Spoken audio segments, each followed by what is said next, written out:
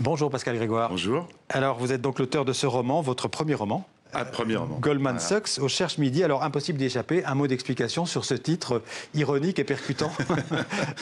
L'idée, c'était effectivement d'avoir un titre un peu accrocheur et qui montre et qui en fait révèle tout de suite qu'on va être sur cette finance internationale et que Goldman Sachs, que tout le monde connaît, sucks, c'est-à-dire ça craint, ça pue.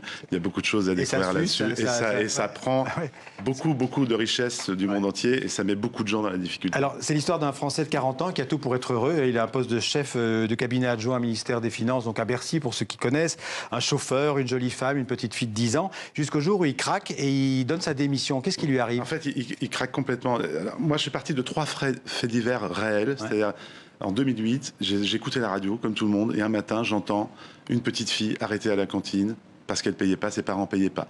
Le lendemain, j'entends qu'une grand-mère est jetée de la maison de retraite, posée comme un paquet devant chez elle. Et enfin, le surlendemain, j'entends qu'un papy de 80 ans fait un hold-up au casino. Tout ça, on retrouve dans votre livre. Et on retrouve dans le livre. Et en fait, toute l'idée était de réunir ces 3 personnages dans la même famille. Et je me suis dit, mais comment est-ce possible à notre époque que ce genre de choses arrive? Et en fait, c'est là où on comprend qu'au cœur de cette famille, il y a effectivement Corentin Ponchardin, qui est adjoint du ministre à Bercy, qui craque nerveusement parce qu'il n'en peut plus de voir cet État qui est soumis aux banques. Parce qu'on s'est rendu compte en 2008 qu'en fait, les banques d'affaires financières prennent en otage. Parce que lui, il travaille pour Bercy et voit très bien que l'argent... Bon, voilà, aux États-Unis, il y a quand même 750 milliards d'euros qui ont été donnés aux banques. Donc, il est énervé par ça. Donc, il craque. Et en plus, il a un autre problème, c'est qu'il craque pour une jeune fille.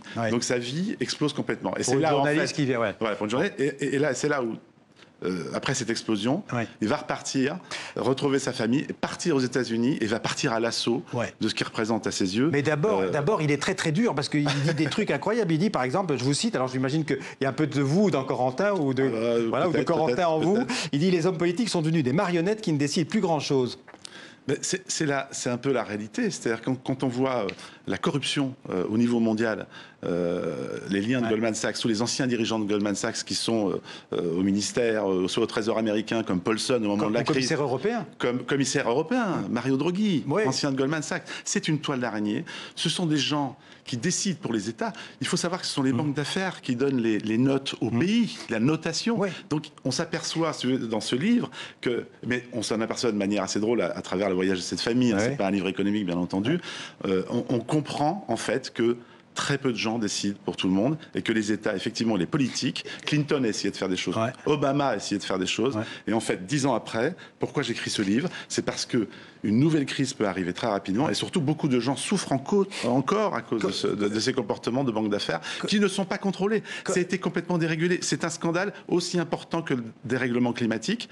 C'est un vrai sujet. Personne ne le met sur la table. Et moi, j'ai eu l'idée de faire un roman pour que de manière sympathique, on comprenne exactement toutes les choses importantes. Parce que ça touche tout le monde. Comment un publicitaire comme vous, qui était directeur d'agence, qui a créé sa propre agence, en vient à douter à ce point du capitalisme? Il ne doute. Alors justement, c'est une très bonne question. Merci de me la poser. C'est parce que je ne doute absolument pas du capitalisme. Simplement, le capitalisme, oui, mais le capitalisme, ce sont des entrepreneurs, ce sont des gens, ce sont des banques qui font des crédits à des entrepreneurs ou à des particuliers qui veulent acheter des choses. Mais le capitalisme financier dénature totalement le capitalisme. C'est un dévoiement total du capitalisme et c'est bien ça que je mets en cause. Je ne suis pas le seul. Il y a des grands patrons d'entreprise comme Faber de Danone qui remet aussi en cause ce système. La finance a pris le pouvoir. Non, il faut revenir aux choses normales. Les banques sont là pour aider les entrepreneurs et les gens et c'est pas dans l'autre sens. Et donc c'est ça le vrai problème. C'est un problème crucial parce que vous allez voir que la crise de 2008, il y a déjà eu 2001, souvenez-vous, 2008. Eh bien, les subprimes, ça continue aux États-Unis. Cette fois-ci, c'est plus sur les maisons, c'est sur les assurances auto et sur les prêts étudiants, sur les crédits étudiants, sur l'immobilier. Voilà, oui, c'est les produits inventés, des produits dérivés qui sont absolument épouvantables, des montages vendus par des montages financiers par des gens comme Goldman Sachs. Et alors, rapidement, votre héros, donc, il crée une page Facebook, il veut attaquer Goldman Sachs sur les réseaux sociaux, il participe au mouvement. C'est ça le livre, Oui, mais tout ça, ça sert à rien finalement, parce que ce mouvement, il a fait pchit, quoi. C'est exactement ça, c'est que le mouvement a fait pchit parce que les prises de conscience n'ont pas été suffisantes. Je crois que le problème est tellement complexe parce que c'est de l'économie, c'est de la finance, personne n'a envie de trop en parler. La réalité, c'est que ça fait pchit, mais qu'aujourd'hui, il y a quand même une prise de conscience générale qu'il faut absolument travailler là-dessus parce que on est face à éventuellement à une tempête qui peut nous arriver n'importe quand. La crise de 2008, on va la retrouver en pire. On peut la revivre parce qu'il n'y a pas eu de régulation de ces banques. Et ça, c'est un vrai problème, c'est un problème politique.